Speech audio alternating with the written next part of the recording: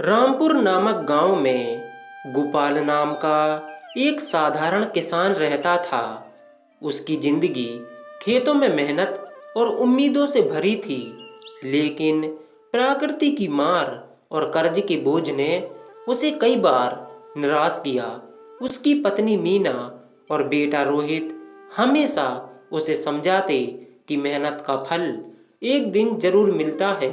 गोपाल का खेत उसके जीवन जीने का एकमात्र साधन था, लेकिन पिछले कुछ सालों से बिगड़े मौसम के हालात, कभी सूखा तो कभी अधिक बारिश, उसकी फसलों पर भारी पड़ रहे थे। इस बार भी हालत कुछ बेहतर नहीं थे। तभी सेठ वहां आता है और गोपाल से कहता है, सुन गोपाल, अगर तूने इस बार मेरा पैसा वापस नहीं किया तो तेरी जमीन नीलाम कर दी जाएगी। सेठ जी, इस बार मैं आपका पैसा जरूर कुछ ना कुछ करके वापस कर दूंगा। ठीक है, लेकिन मेरी बात का याद रखना, अगर तूने इस बार मेरे पैसे वापस नहीं दिए तो तेरी जमीन मेरी हो जाएगी। इतना कहकर सेठ वहां से चला जाता है और गोपाल घर जाकर वह अपनी पत्नी मीना से कहता है, मीना, अब हमारी खेती में बचा ही क्या है? ना फसल बची ना पैसा।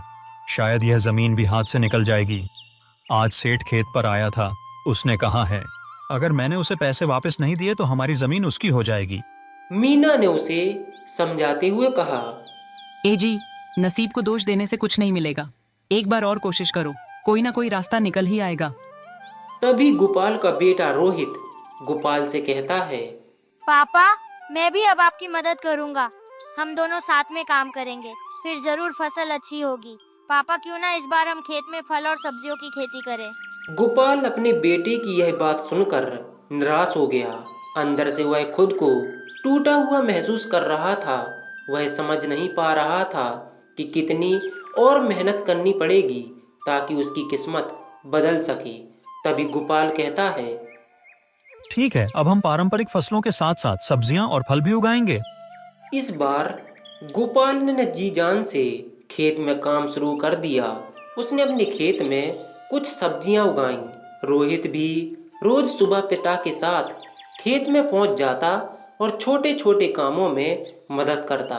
मीना घर के कामों के साथ साथ सब्जियों की देखभाल भी करती।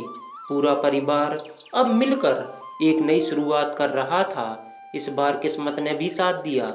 समय पर बारिश हो गई और खेतों में हरियाली लौटने लगी। पौधे अब तेजी से बढ़ रहे थे। अब धीरे धीरे गोपाल की मेहनत रंग लाने लगी। सब्जियों और फलों का उत्पादन अच्छा रहा। इस बार उसने गांव के बाजार में अपनी सब्जियों को बेचने का फैसला किया। गोपाल ने मीना से कहा, मीना, अब हमें यह फल और सब्जियां बाजार जाकर बेचनी होंगी, जिससे हमें अच्छा मुनाफा हो। मीना ने गोपाल से कहा, ठीक है, आप सब सब्जियां बाजार में बेच कर आइए और जो भी मुनाफा हो सबसे पहले सेठ जी का कर्ज दे दीजिए। उसकी फल और सब्जियां ताजी और अच्छी थीं, जिससे गांव वाले भी खुश होकर खरीदने लगे।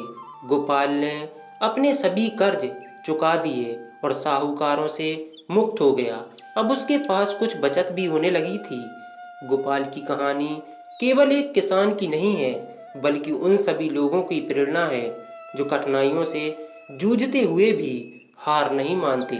इस कहानी से यह सीख मिलती है कि नसीब हमारे हाथ में नहीं होता, लेकिन मेहनत से हम अपने हालात जरूर बदल सकते हैं।